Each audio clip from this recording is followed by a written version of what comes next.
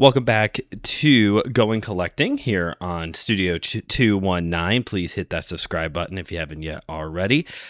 In 2025, I meant to make three videos chronicling three cool pickups that I had during the year. And I didn't make those videos.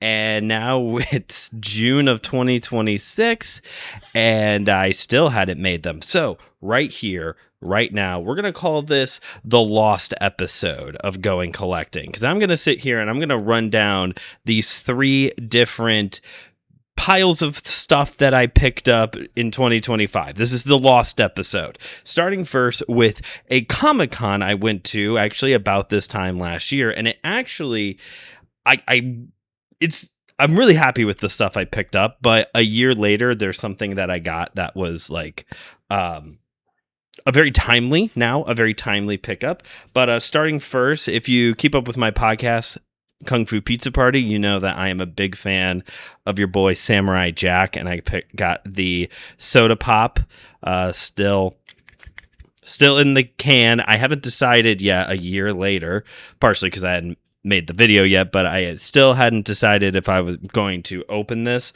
I'd never gotten one of these soda pop ones, so even just to have it in the can is still pretty cool.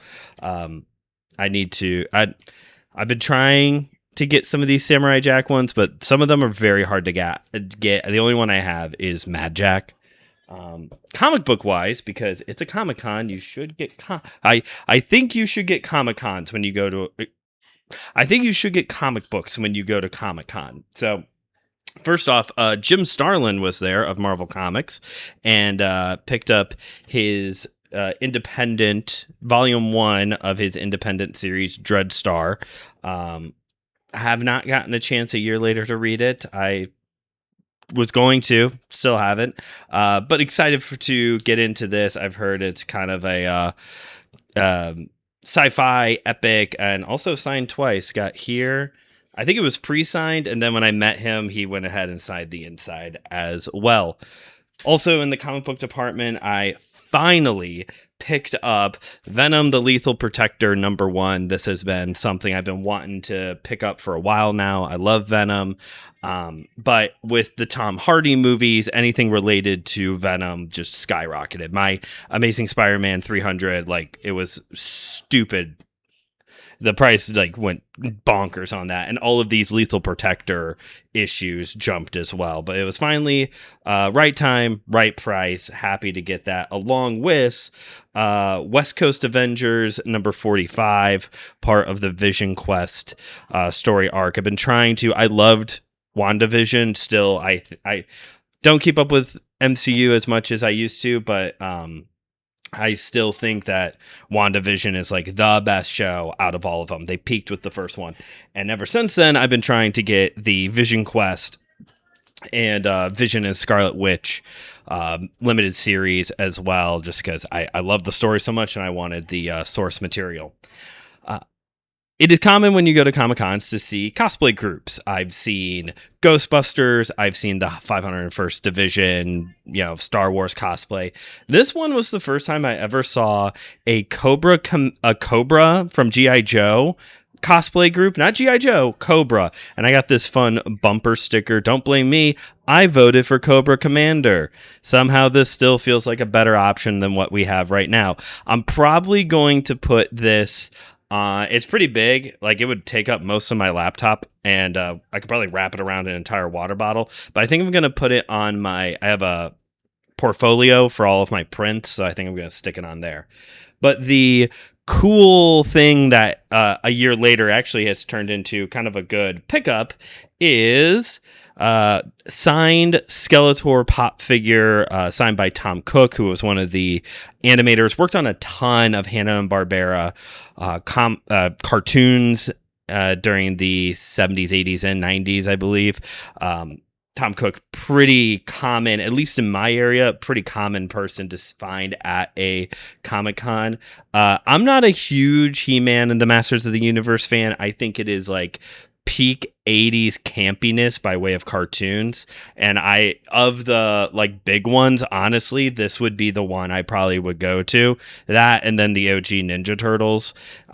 My last pick would be Transformers. Transformers have just never really worked for me, but pretty happy with this one.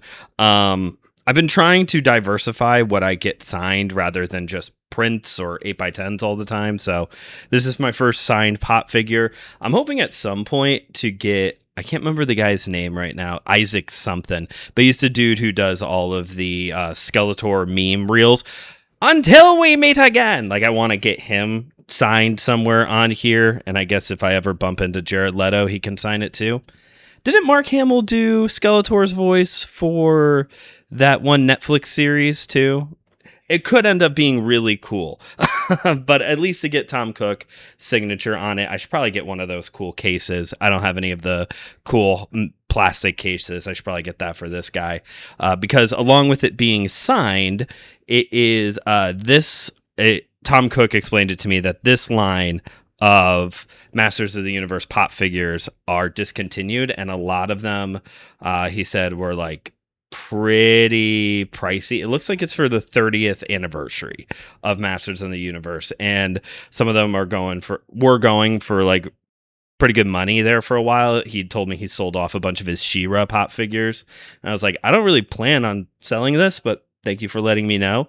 Like I said, not a big Masters of the Universe fan, but I do love Skeletor. I think Skeletor is like not just funny because of the memes, but like I think he's one of the coolest villain designs of a character I've ever seen. So that's the Comic-Con. That's video 1. Yay. Okay, Lost Tape continues with story number 2. It's a bit of a sad story. So last year, friends of my wife and I, the missus, her dad passed away.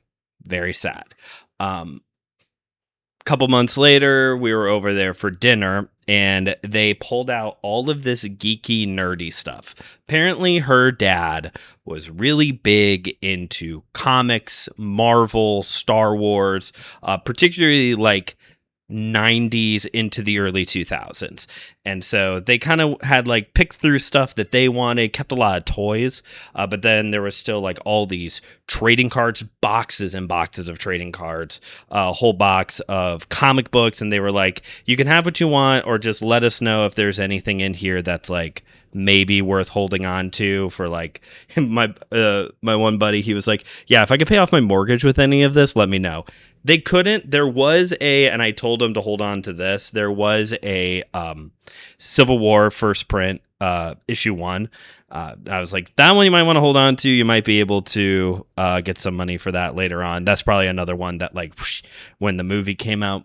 But like I said, ton of trading cards. And honestly, I've been trying to get away from trading cards a little bit, but I also have gotten back into Pokemon. There was no Pokemon. And I was looking for, and there wasn't any Magic the Gathering, because I know that like 90s, that earlier Magic the Gathering stuff is a little bit more pricier now. But did grab a Batman Mask of the Phantasm, a Dark Claw.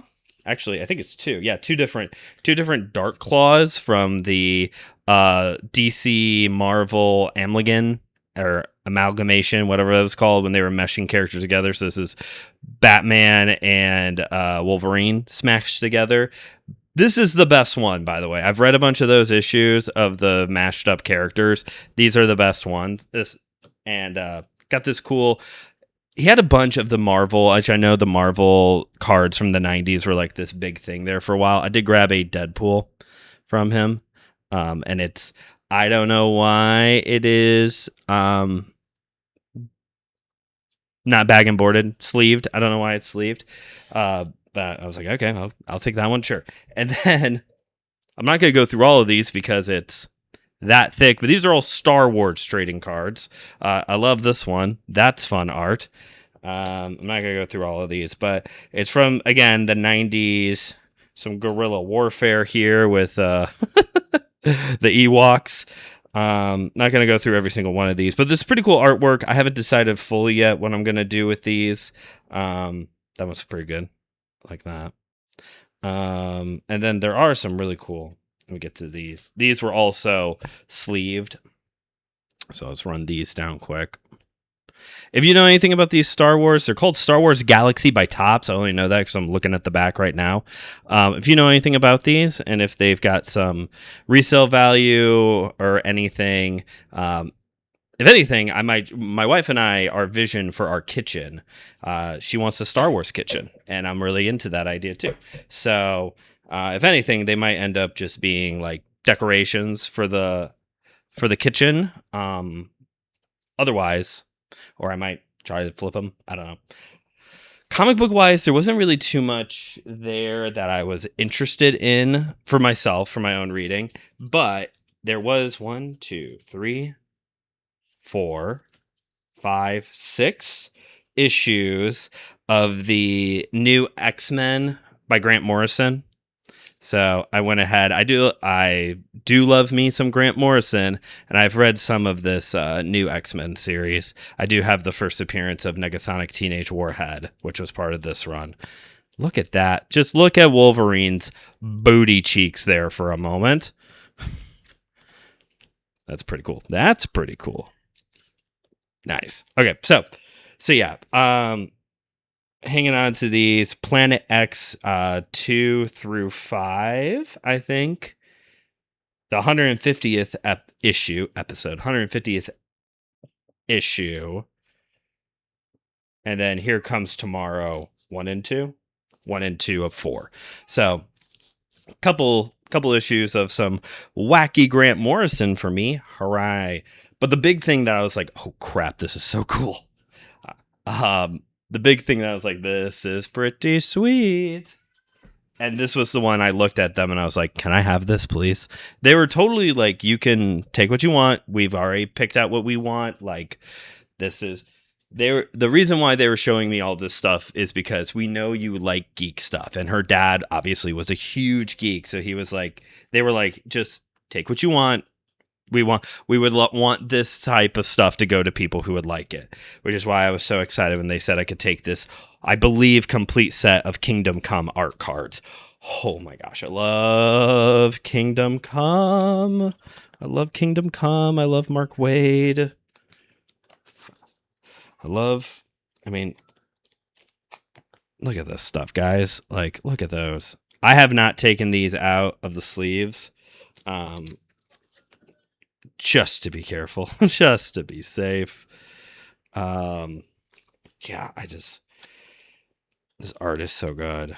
Alex Ross, y'all. Like, I know, is there anybody who's like, Alex Ross is overrated? Is there really anybody out there who's like, Alex Ross is not that big of a deal? Like, that's not. By the way, speaking of comic book artists, have y'all heard Todd McFarlane's take on AI recently? As I'm just kind of stalling, going through each one of these cards. I mean, these are just cool. Yeah, Todd McFarlane's like, hey, AI's fine. Generative AI is fine, guys, according to Todd McFarlane, the guy who was a champion for, owning your own characters and owning your own art. And yeah, but apparently it's just a tool. Generative AI is just a tool, y'all.